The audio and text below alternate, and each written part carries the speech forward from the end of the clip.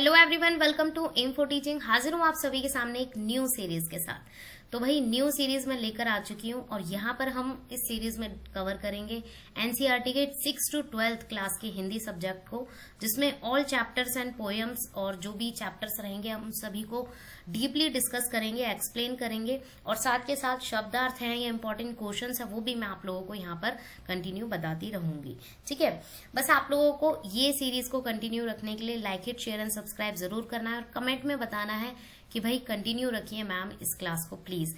इतना आप लोग बोल देंगे तो बहुत मोटिवेशनल फीडबैक आप लोगों का मिलेगा।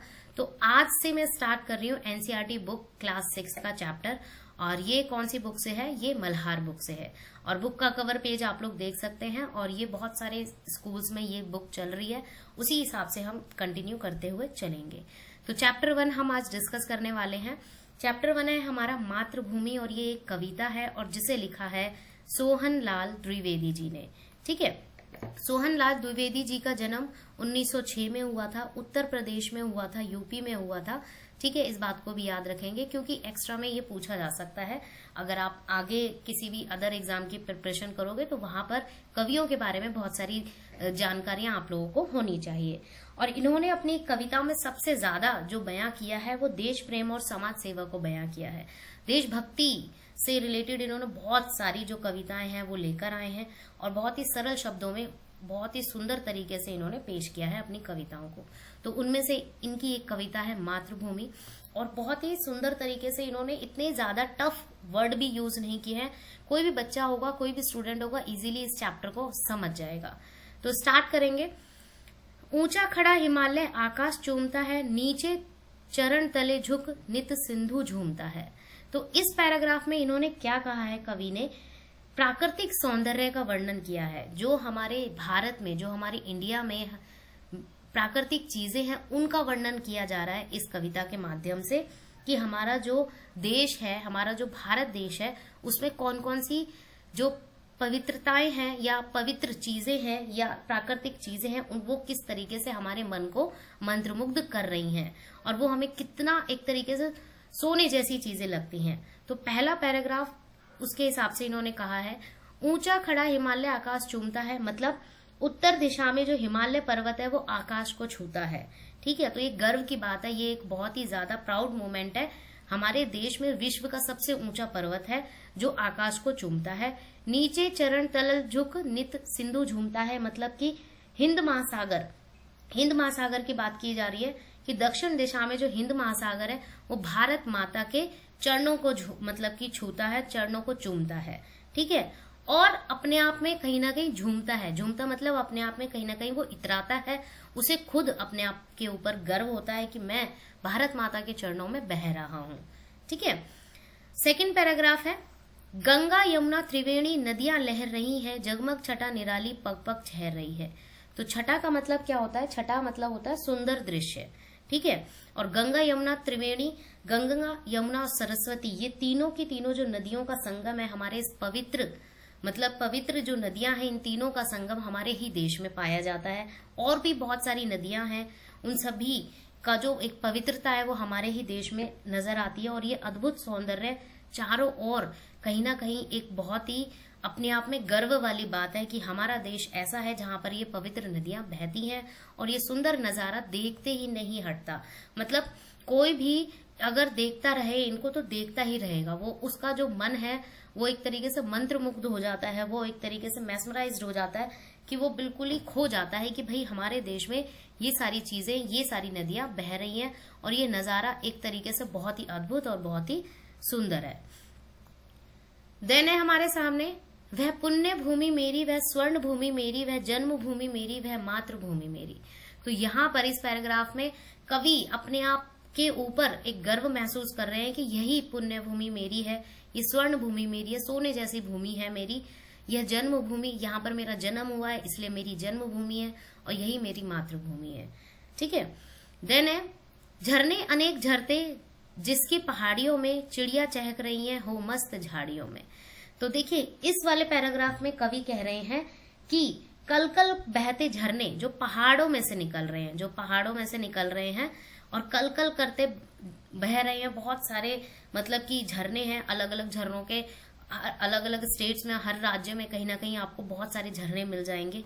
तो ये झरने कल कल करते हुए पहाड़ियों से निकलते हैं, और साथ के साथ जो बगीचे हैं, जो बाग बगीचे हैं, हरे भरे सुंदर वन है, मतलब कि जंगल है, वहां पर जो चिड़ियाएं हैं वो किस तरीके से चहक रही हैं, किस तरीके से मस्त अपनी मस्ती में झूम रही हैं, तो ये चीज हमारे देश में ही देखने के लिए मिलती है। ठीक है। और एक तरीके से मैं बात करूं कुछ एक्स्ट्रा पॉइंट की यहाँ पर, कि मतलब चिड़ियों का हो चाहे, मतलब कि चिड़ियों की प्रजातियां तो खैर कम होती जा रही हैं। ये चिड़ियों की जो प्रजातियां हैं वो ज्यादातर आप लोगों को जंगलों में ही मिलेंगी। हमारे जो मतलब शहर है इनमें आप लोगों को बहुत कम देखने के लिए मिल रहा होगा, क्योंकि धीरे धीरे बहुत सारी चीजें मतलब हमारे इंडिया में, हमारे भारत में आ गई हैं।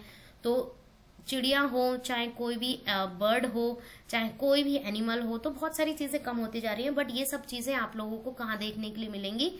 जो जंगल है, हरे भरे जंगल हैं दूर दूर, और जो पहाड़ी इलाके हैं वहां पर भी आप लोगों को ये सारी चीजें देखने के लिए मिलेंगी। देन है हमारे सामने पैराग्राफ, अमरैया घनी है, कोयल पुकारती है, बहती मलय पवन तन मन संवारती है। तो इसमें कवि कह रहे हैं कि अमरैया घनी है, मतलब आम के जो बाग बगीचे हैं वहां पर जो कोयल है वो कू कू करके अपनी जो मीठी आवाज से एक तरीके से लोगों का जो ध्यान है वो आकर्षित करती है। और जो आम के जो घने वन है उसी में ज्यादातर आप लोगों को कोयल की मतलब कोयल देखने के लिए मिलती है। बहती पवन, और जो पवन बहती है, जो मतलब हवा चलती है, वो एक तरीके से तन मन को संवार देती है। संवार देती है मतलब हमारे तन मन में एक तरीके से ताजगी और स्फूर्ति भर देती है या जगा देती है। ठीक है। और यही मेरी धर्म भूमि है, यही मेरी धर्म भूमि है, यही मेरी कर्म भूमि है, यही मेरी जन्म भूमि है, यही मेरी मातृभूमि है। तो इस बात को कवि बार बार कह रहे हैं अपने शब्दों में। देन है, जन्मे जहां थे रघुपति, जन्मी जहां थी सीता, श्री कृष्ण ने सुनाई बंशी पुनीत की गीता। तो देखिए बंशी यानी कि बांसुरी की बात की गई है। तो ऐसा देश जहां पर रघुपति हमारे श्री राम का जन्म हुआ, और ऐसे बहुत सारे महान मतलब कि देवी देवताओं का जन्म हुआ, और जहां पर जन्मी थी हमारी सीता, तो कितना मतलब कि सुंदर इतिहास रहा है हमारे देश का, जहां पर बहुत सारी चीजें हमें देखने के लिए मिली हैं, और हमें सुनने के लिए मिली है, हमें पढ़ने के लिए मिली है। ठीक है। और ये पावन धरती जहां पर राम का जन्म हुआ है और लोगों को जीने का सही रास्ता दिखाया है श्रीपति श्री राम ने, और श्री कृष्ण ने भी बहुत सारे चीजों को अपने शब्दों में सिखाया है लोगों को, जीने का तरीका किस तरीके से जिया जाए, या अपने कर्म को कैसे हमें कंटिन्यू करते रहना है, अच्छे कर्म को कैसे करना है, अच्छे काम कैसे करने हैं, अपने जीवन को कैसे यापन कंटिन्यू करना है, बनाना है। तो वो सारी चीजें हमारे देश में इन्हीं लोगों ने सिखाई हैं, इन्हीं लोगों ने बताई हैं। देन है, गौतम ने जन्म लेकर जिसका सुयश बढ़ाया, जग को दया सिखाई, जग को दिया दिखाया। तो दिया दिखाया मतलब एक तरीके से यहाँ पर अब बात की गई है उन लोगों की, वो तो देवी देवताओं भगवान के रूप में हमने प्रीवियस वाले पैराग्राफ में पढ़ा। अब यहाँ पर उन लोगों की बात है जो हमारे इतिहास में अब तक चलती आ रही है, और पता नहीं कब तक चलती रहेंगी ये, कि गौतम बुद्ध जी हैं हमारे, गौतम बुद्ध की यहाँ पर बात की गई है। ऐसे बहुत सारे धर्म स्थापक रहे हैं हमारे, बहुत सारे लोग जिन्होंने कहीं ना कहीं धर्म स्थापना की, बहुत अलग अलग धर्मों की स्थापना की, और धर्मों के साथ साथ एक तरीके से समाज सेवा का प्रचार किया, समाज सेवा के साथ साथ कर्म का संदेश दिया, प्रेम और अहिंसा से कैसा रहना चाहिए उस चीज का मार्गदर्शन दिया गौतम जी ने। गौतम बुद्ध के अलावा बहुत सारे हमारे समाज सेवक रहे हैं, उन्होंने भी बहुत अच्छे अच्छे रास्ते दिखाए लोगों को जीवन जीने का, या धर्म का अच्छे धर्म के, या सनातन धर्म या बहुत सारे धर्मों का किस तरीके से प्रचार किया है उन्होंने। तो ये सारी चीजें सिखाई गई हैं हमारे भारत देश में, और एक तरीके से लोगों का मार्गदर्शन या लोगों को दिया दिखाया है, सही रास्ता दिखाया है कि किस तरीके से हमें अपने जीवन को कंटिन्यू करना है। अहिंसा का पाठ पढ़ाया है इन्होंने, अहिंसा की हमें मारपीट करके नहीं रहना है, प्यार से प्रेम से एक दूसरे के साथ रहना है, तो उस चीज का भी मार्गदर्शन इन लोगों ने ही दिखाया है। तो यही मेरी युद्ध भूमि है, यही मेरी बुद्ध भूमि है, यही मेरी मातृभूमि है, यही मेरी जन्मभूमि है। तो ये पैराग्राफ कहकर इन्होंने अपनी बात को पूरा कर दिया है सोहन लाल द्विवेदी जी ने, कि ये मेरा एक ऐसा देश है, भारत देश मेरा ऐसा मतलब कि देश है जहां पर मेरा जन्म हुआ है, जहां पर इतने सारे लोगों का जन्म हुआ है, महान महान लोगों का जन्म हुआ है, जिसके बारे में हम इतिहास से पढ़ते हुए आ रहे हैं और हम पढ़ते चलेंगे, हमारी पीढ़ियां दर पीढ़ियां पढ़ती चलेंगी और ये सब कभी चेंज नहीं होगा। बट इन्होंने ही कहीं ना कहीं बहुत सारी चीजें हमारे देश में प्राकृतिक चीजों के साथ साथ अपना एक तरीके से योगदान दिया है। तो ये था इस चैप्टर में, सोहनलाल द्विवेदी जी ने इस बात को ये 4 से 5 पैराग्राफ में समझा दिया है कि कैसे हमारा देश एक पवित्र नगरी है, एक सौंदर्य से भरा हुआ एक पावन देश है और पवित्रता या एक तरीके से प्राकृतिक सौंदर्य से भरी हुई चीजें यहाँ पर आप लोगों को देखने के लिए मिली हैं। तो होप सो ये चैप्टर आप लोगों को बहुत अच्छा लगा हो, समझ आया हो, और अगर आप लोग बोलोगे तो इसके शब्दार्थ वगैरह हैं और क्वेश्चन आंसर्स हैं, प्रश्न उत्तर हैं, तो वो भी मैं क्लासेस में कंटिन्यू करूंगी। बस आप लोगों को अपना पॉजिटिव फीडबैक देना है, like it, share and subscribe के थ्रू, ताकि मैं यूं ही क्लासेस कंटिन्यू करती रहूं एनसीईआरटी की 6, 7, 8, 9, 10, 11th और 12th सभी के सभी क्लासेस के हिंदी सब्जेक्ट को मैं कवर करूंगी। आप लोगों का पॉजिटिव फीडबैक मिलता रहेगा तो। So keep learning. Thanks for watching.